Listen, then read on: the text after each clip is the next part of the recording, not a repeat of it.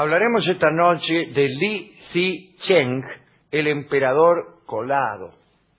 Esta es la historia de un muchacho que allá en la China, a mitad del siglo XVII, fue el líder de una rebelión que terminó con la dinastía Ming.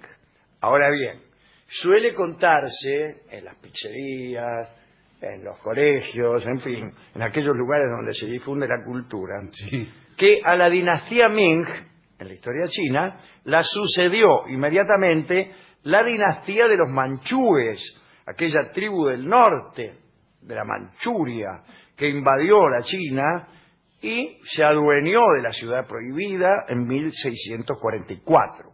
Pero hay un breve momento que se conoce poco. Apenas antes de que llegaran los manchúes, se presentó en la capital un hombre llamado Li Zicheng y consiguió el poder por un ratito. El asunto fue así. Li Zicheng era un buen cazador y un excelente guerrero. Al comienzo de su historia, comenzó como bandolero, como un salteador de caminos, pero poco a poco fue atrayendo a su banda a numerosos insatisfechos con la vida bajo el gobierno de la dinastía Ming. Y de pronto se encontró este hombre a la cabeza de una importante rebelión contra la dinastía gobernante.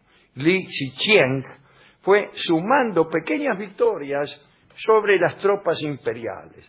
Victorias casuales tal vez. Se presentaba una cuadrilla de soldados imperiales y los vencían. Y seguían. Fue sumando también hombres a sus huestes, ya que empezaron a desertar los soldados de los ejércitos de los Ming. Y las tropas de Li Zicheng crecían a medida que este hombre avanzaba, hasta que se envalentonó y quiso dirigirse a Pekín. Cuentan que empezó a amenazar a la capital, ahora van a ver, qué sé yo, y anunció al emperador que el cielo había revocado su mandato. Es una buena forma de decirlo, ¿eh? Y que depondría a la dinastía decadente para sentarse él mismo en el trono del dragón, previamente que se levantara el emperador anterior. Sí. Bien. Es momento de decir que a este muchacho Li Zicheng lo empujaban una serie de predicciones. Cuidado con la influencia de las predicciones en la política china. Li Zicheng había perdido en una batalla el ojo izquierdo por un flechazo. Como había una antigua profecía que afirmaba que los Ming serían conquistados por un hombre con un solo ojo, Li Zicheng aceptó alegremente la herida. Dijo, qué suerte que me han arrancado un ojo. Ahora podré deponer a la dinastía Ming. La misma forma de pensar de los periodistas deportivos. Bien.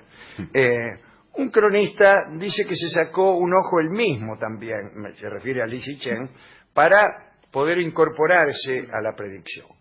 Pero había más profecías que ayudaban a Li Zicheng a afianzarse en su gesta. Los historiadores cuentan lo siguiente. En una ocasión en que, siendo joven, salió a cazar con dos amigos, Li Zicheng clavó una flecha en la tierra y declaró que si aquella noche sobrevenía una nevada y la nieve alcanzaba el nivel del extremo superior de la flecha, lo tomaría como una señal del cielo de que algún día llegaría a ser emperador. Esto lo dijo en voz alta. La nevada cayó y alcanzó la altura debida, lo cual, naturalmente, convenció a Li Zicheng de que conseguiría su sueño. Es decir, el pensamiento funciona así, ¿no? Sí. Usted va con el equipo no muy bien preparado al Mundial del 86 y sale campeón del mundo, significa que cada vez que vaya con el equipo no muy bien preparado al Mundial de 1986 saldrá campeón del mundo. Por lo tanto, Argentina es candidato a ser campeón mundial. del 86. Claro. Claro, es un pensamiento un poco mágico, ¿no? Sí, así se piensa en el periodismo deportivo. Li Zichen combinaba superstición con crueldad, lo dicho. Su falta de piedad fue legendaria. Todo noble Ming que atrapaba, cuando lo agarraba, por la venía un noble de la dinastía Ming, lo agarraban, te agarramos, y lo mataban, lo decapitaban. Pero esto es peor todavía. No es peor. Li Zichen bebía su sangre. A mí una vez que me mataron, ¿qué me importa si beben mi sangre o donan mis órganos? Claro. Creo que es peor matarlo. Claro. Pero quizá el extremo más tremendo de su impiedad tuvo lugar cuando avanzó a través de la provincia de Hunan, desde la ciudad de Kaifeng, y encontró resistencia. Enfurecido por la resistencia de esta ciudad, vio cómo es este tipo, Li Zichen, impuso trabajo forzado a los agricultores de la zona circundante para excavar los muros de contención del río Amarillo. Finalmente consiguió que el río desbordara y provocó un desastre. 100.000 habitantes de Kaifeng perdieron la vida en la inundación y la ciudad fue tomada. Eso para que vean lo cruel que era este tal Li Zichen. Enseguida condujo a sus hombres a Shanxi, la antigua ciudad de Xi'an. Allí, vestido con las túnicas de dragón imperiales que se había conseguido en el asombro de caseros, proclamó la inauguración de la dinastía del Gran Obediente. Así se llamaba él, el Gran Obediente. Atención, en Pekín, la noticia de la nueva dinastía rival fue recibida con desesperación y miedo en el pueblo. Dice, un tipo está cerca, se ha hecho dueño de la ciudad de Xi'an, etc. Pero no conmovió a los Ming, a los macanudos, a los nobles, al mismo emperador, porque creían fervientemente en otra profecía. Se decía que el primer emperador Ming, llamado Chu Yuanchang, había predicho que la dinastía caería con la llegada de 8 banderas del norte. Los hombres de Li Zichen no llegaban del norte, ni llevaban como estandarte 8 banderas, por lo que no había por qué preocuparse por el mundial. Sobre esa creencia, el enemigo que había que tomar en serio eran los manchúes, que efectivamente andaban por ahí con 8 banderas y venían del norte, como era inevitable, siendo que eran manchúes. Los funcionarios del imperio pensaban entonces que la rebelión de Li Zichen no podía molestar mucho. Digamos que Li Zichen avanzaba confiado en sus profecías y los Ming esperaban confiados en las propias. Y sí, cada uno estaban los más panchos todos porque cada uno creía en su profecía. Un mes más tarde, las tropas de Li Zichen estaban ante las puertas de la capital. ¿Quién es? Ferreira. Uno tras otro, los puntos fuertes de la ciudad fueron cayendo. Pero ni aún enfrentada al desastre, la corte se libraba de la creencia en la invulnerabilidad Ming. Todos decían, ¿Así lo decían? Sí. Tanto era así que el día en que cayó la primera puerta de la ciudad, apenas a 5 kilómetros de la ciudad prohibida, el centro de Pekín, un eunuco entretenía al emperador Chunchen. ¿De qué modo? No me lo puedo imaginar. Y a sus funcionarios con un espectáculo teatral. ¿De qué modo te va a entretener un eunuco? El emperador reaccionó cuando las tropas de Li Zichen alcanzaron el recinto de muros púrpura del gran interior, es decir, ya estaban en la pieza de al lado. Al darse cuenta de lo desesperado de su situación, el emperador intentó enviar a sus 2 hijos a un lugar seguro. Dice, váyanse a un lugar seguro. y los vistió con ropas harapientas. Sí. Ahí no. Bien. Disfrazados de pordioseros, los muchachos desaparecieron de la ciudad. Cuentan que el emperador se emborrachó, ya que estaba, y entusiasmado por el alcohol, reunió a sus concubinas Sí. y dijo: todo ha terminado. Es hora de morir. Es hora de morir. Por favor. Su concubina mayor, la dama Zhuang, presa de pánico, Sí. ¡ay!, Y sí. intentó huir, pero el emperador la mató con su espada.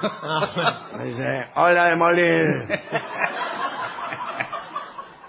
La emperatriz consorte era más fuerte. Pudo retirarse al Palacio de la Serenidad Femenina. ¿Qué tal? Sí, es una peluquería. Pase nomás. Donde se ahorcó. No. En total se suicidaron unas 200 mujeres del emperador. Me imagino qué clase de marido sería. Solo quedó vivo el eunuco hasta ahora. Entreteniéndolo. Sí. Al alba, algún servidor leal recordó la rutina del palacio e hizo sonar la campana para la audiencia matutina. ¡Talán, talán! ¡Audiencia matutina! En tiempos más felices, el emperador solía recibir homenajes e informes de sus alcahuetes. No acudió nadie. La mayoría de los sirvientes del palacio habían rajado. Señor, frenético y trastornado, el emperador se quitó la toga. ¿Qué tal? No la troga, que no es nada. La toga creo que tampoco es nada, pero se la quitó. Se puso una túnica corta con un dragón bordado Ay. que le había regalado el eunuco. Se queda pintada. Por favor. Y con el pie derecho calzado y el otro no, se abrió paso a través de la puerta de la divina destreza militar al grito de ¡ay! Luego se subió a lo alto de la colina del Carbón y allí se ahorcó antes de que los hombres de Li Zichen lo encontraran. Como exigía la costumbre, su última acción fue la de dejar un mensaje de despedida. Sí. A falta de materiales para escribir, lo redactó en la solapa de su túnica. Sí. Y dice así: yo, débil y de poca virtud, he ofendido al cielo. Los rebeldes han tomado mi capital. Avergonzado de enfrentar a mis antepasados, muero. Habiéndome quitado el gorro imperial y con el cabello despeinado, rodeándome la cara. Eso está escrito. Sí, así. Sí, puedo verlo. Firmado el emperador. Bueno, ¿quién llegó? Li Zichen. Se agarró el trono del dragón y el antiguo bandolero fue proclamado emperador de todos bajo el cielo. Su profecía se había cumplido. Pero, oh detalle, solo fue emperador por unos días. El jefe de los manchúes, Dorgon, ¿qué tal? Sí. Avanzó detrás de Li Zichen y puso sitio al efímero imperio del gran obediente. Es decir, Li Venían atrás Zichen de- sitió a los Ming, Claro. ocupó su lugar, y ¿quién cayó atrás? El de los manchúes. Y hubo un general que lo ayudó a este hombre de los manchúes. Se llamaba Wu Sanquei, un general Ming, que estaba lejos de la ciudad, que no había podido defenderla ni siquiera contra Li Zichen. El jefe de los manchúes había tentado a este general Wu Sanquei, ofreciéndole el rango de príncipe feudal si participaba de la invasión. Y el general Wu Sanquei dijo: "Mas sí", que se conoce en China como el famoso masismo. Sí. Así, los manchúes, con la ayuda de un viejo general Ming, tomaron la ciudad prohibida. ¿Cuánto duró el imperio de Li Zichen? 2 meses. miró melancólicamente un reloj al ver la inminencia de su caída y dijo algo así como que la duración de su reinado se medía más bien con clepsidras que con calendarios. Esas fueron, no sus últimas palabras, pero las antepenúltimas por lo menos. Y huyó con la mayor cantidad de riquezas que pudo llevarse, eso sí. Se dirigió hacia el sur y bueno, aunque fue perseguido, nadie consiguió alcanzarlo y se perdió su rastro para siempre, y ahí se quedaron tan frescos los manchúes, que fueron los únicos que no tenían ninguna profecía, pero tenían más tropas. Esa es la historia que quería contarles de esta transición entre los Ming y los manchú, que fue con un pequeño intervalo de este muchacho Li Zicheng, aquel que miraba el reloj, aquel que podríamos decir fue el que atrasó el reloj para que sus momentos de reinado se prolongaran un poco más. Y el que atrasó el reloj es el tema que se ha compuesto en homenaje a Li Zicheng y que canta ahora mismo Carlos Gardel.